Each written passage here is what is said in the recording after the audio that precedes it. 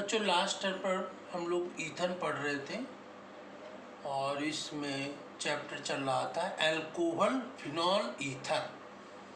और alcohol phenol ether में हम लोग पढ़ चुके थे अल्कोहल के बारे में, फिनॉल के बारे में, और इसके बाद ईथर को डिस्कस कर रहे थे। तो ईथर में हम लोगों ने ईथर को नॉमेनक्लेचर, इसमें आइसोमेरिज्म और इसको लैब में बनाने की प्रिपरेशन, इंडस्ट्री में बनाने की प्रिपरेशन, इसकी फिजिकल और केमिकल प्रॉपर्टीज़।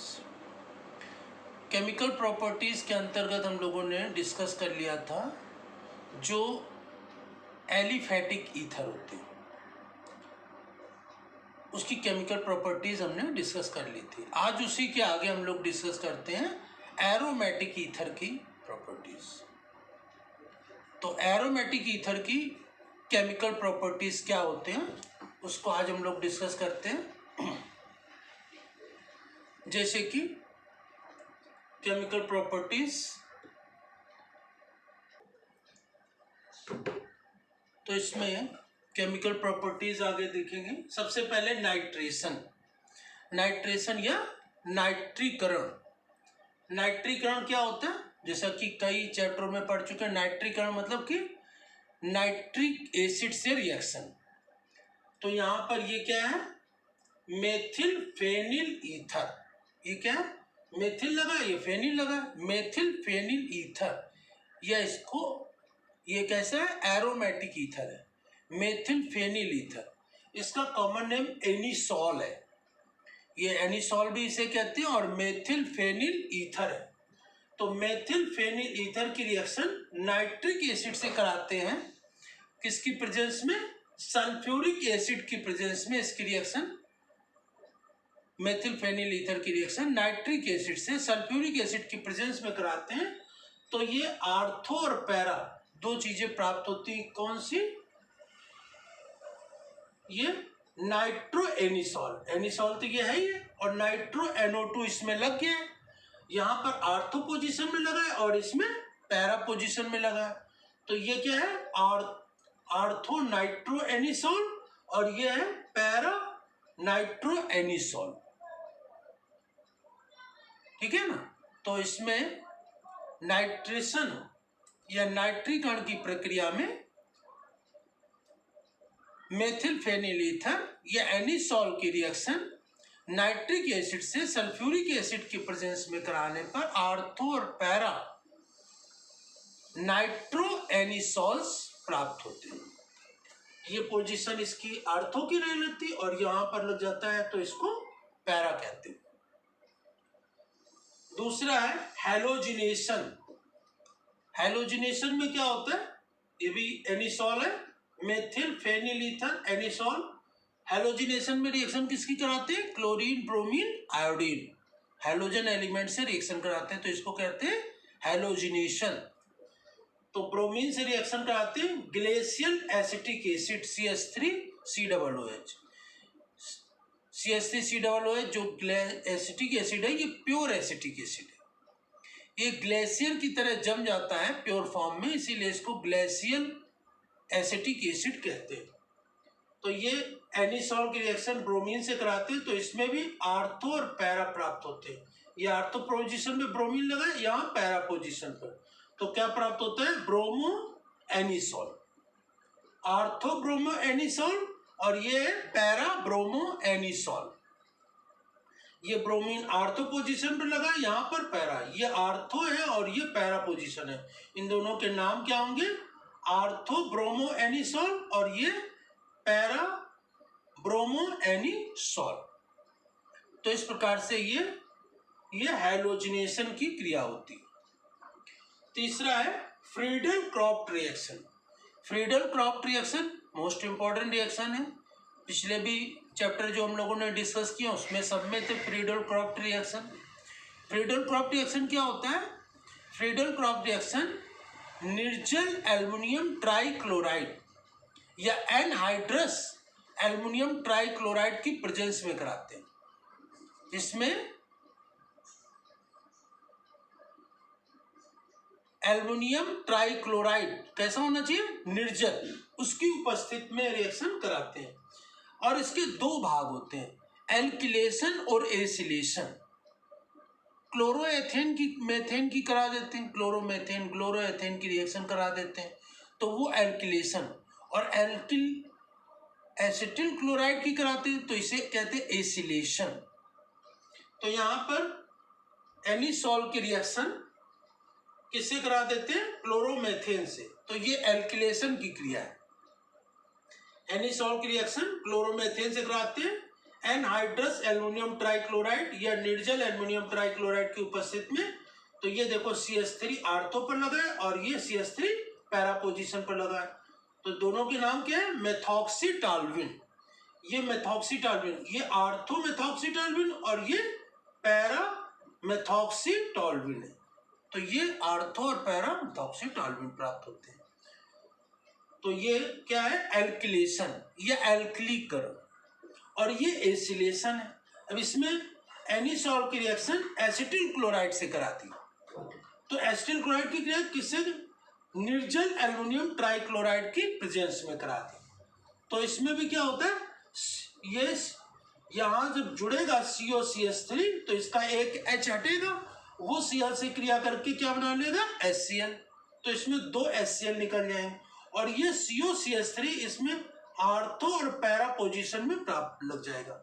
आर्थो और पैरा, आर्थो पैरा क्या बन जाएगी, ये मेथॉक्सी एसीटोफिनॉन, मेथॉक्सी एसीटोफिनॉन प्राप्त हो जाता है। तो इस प्रकार से ये फ्रीडल क्रॉफ्ट रिएक्शन के दो भाग, एल्किलेशन और एसिलेशन।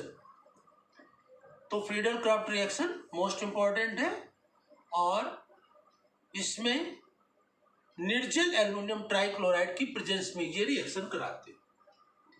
इसके बाद ये तो पढ़ लिया हम लोगों ने जो एरोमेटिक ईथर थे, और इसमें कॉमनली एरोमेटिक ईथर में मेथिल फेनिल ईथर या एनिसॉल को लिया था। अब इसी के आगे इसमें हम लोग पढ़ लेते हैं इसके यूजेस क्या होते हैं, ईथर का यूज किस में किया जाता है। ईथर का यूज किस में करते हैं, एज ए सॉल्वेंट, मतलब विलायक के रूप में इसका उपयोग किया जाता है। एनेस्थेटिक, मतलब कि सर्जरी वगैरह में, शल्य चिकित्सा में पेशेंट को बेहोश करने में इसका उपयोग किया जाता है। शल्य चिकित्सा में ऑपरेशन करना हो तो इसमें ईथर का उपयोग किया जाता है। और इसके पश्चात प्रशीतक या कूलेंट के लिए, प्रशीतक या कूलेंट के लिए इसका उपयोग करते हैं। प्रशीतक या coolant, dry cleaning, dry cleaning के लिए भी इसका ईथर का उपयोग किया जाता है। और गैसोलीन फ्यूल में, मतलब ईंधन में भी इसका उपयोग किया जाता है। सॉल्वेंट एक्सट्रैक्शन, विलायक में से इसका निष्कर्षण करने के लिए भी उपयोग किया जाता है। स्मोकलेस पाउडर बनाने में भी इसका उपयोग किया जाता है। परफ्यूम बनाने में भी इसका उपयोग किया जाता है। खास करके एनिसॉल का उपयोग परफ्यूम बनाने में किया जाता है। तो इस प्रकार से ईथर का उपयोग किसमें किया जाता है। और इसी के पश्चात आता है टेस्टिंग। इसका टेस्टिंग कैसे करते हैं कि ईथर प्योर है कि इम्प्योर है। तो ईथर में पेरोक्साइडों की इम्प्योरिटीज होती है। तो ईथर में पेरोक्साइडों की इम्प्योरिटीज का पता लगाने के लिए देखिए रिएक्शन कराते हैं। नंबर 1, तो ये ईथर में पेरोक्साइड की इम्प्योरिटीज होती है तो इसकी पोटेशियम आयोडाइड की से रिएक्शन करा देते हैं। तो इसमें वायलेट कलर की, बैगनी रंग की भाप निकलती है, किसकी, आयोडीन की बैगनी रंग की भाप निकलती है। तो इस बैगनी रंग की आयोडीन की वाष्प को स्टार्च सॉल्यूशन में पास कर देते हैं। और यदि वो ब्लू कलर का हो जाता है, नीले रंग का हो जाता है, तो इसका मतलब उसमें पेरोक्साइड की इम्प्योरिटीज है। तो पहली ये टेस्टिंग कराते हैं कि ईथर प्योर है कि इम्प्योर है। इसका पता लगाने के लिए पोटेशियम आयोडाइड से रिएक्शन कराते हैं, आयोडीन निकलती है और इस आयोडीन की वेपर को पास कर देते हैं स्टार्च सॉल्यूशन से। ब्लू कलर आ गया तो क्या हो गया, इम्प्योर है। अगर ब्लू कलर नहीं आता है तो प्योर है। ब्लू कलर आने का मतलब इम्प्योर है, अशुद्ध है। peroxide की उसमें इम्प्योरिटीज है, और अगर जो ब्लू कलर नहीं आता तो वो प्योर हो। इसी प्रकार से दूसरी टेस्टिंग करते हैं कि इसमें पेरोक्साइड की इम्प्योरिटीज है, तो इसमें फेरस सल्फेट और पोटेशियम थायोसाइनेट KCNS क्या होता है, पोटेशियम थायोसाइनेट और फेरस सल्फेट। तो ईथर पेरोक्साइड में इसमें क्या मिलाते हैं, iron sulphate FeSO4, ferrous sulphate मिलाते हैं, तो ये किससे बदल जाता है, फेरिक में। C3+ चार्ज, इसका मतलब क्या है, ये फेरिक में बदल गया। और फिर इसमें मिला देते हैं क्या, पोटेशियम थायोसाइनेट KCNS, तो क्या बन जाता है, इसमें रेड कलर आ जाता है। अगर लाल रंग आ गया तो ये इम्प्योर है, अशुद्ध है, और लाल रंग नहीं आया तो प्योर होता है। तो इस प्रकार से ये दो टेस्टिंग के द्वारा हम प्योर और इम्प्योर पेरोक्साइड की उपस्थिति है या नहीं है इम्प्योरिटी, तो उसको हम टेस्टिंग के द्वारा पहचान लेते हैं कि ईथर प्योर है, इम्प्योर है। इसके पश्चात आगे बता दें कि इम्प्योर कॉपर जो ईथर है, अशुद्ध ईथर है, तो उसको शुद्ध कैसे किया जाता है। तो इम्प्योर ईथर में सल्फ्यूरिक एसिड मिला करके, H2SO4 मिला करके उसका डिस्टिलेशन करते हैं। डिस्टिलेशन मतलब आसवन करते हैं, डिस्टिलेशन मतलब आसवन। तो इम्प्योर एसिड में सल्फ्यूरिक एसिड मिलाकर डिस्टिलेशन या आसवन करने पर प्योर ईथर प्राप्त हो जाता है। तो इस प्रकार से ईथर की केमिकल प्रॉपर्टीज हम लोगों ने पढ़ ली, समाप्त हो गई।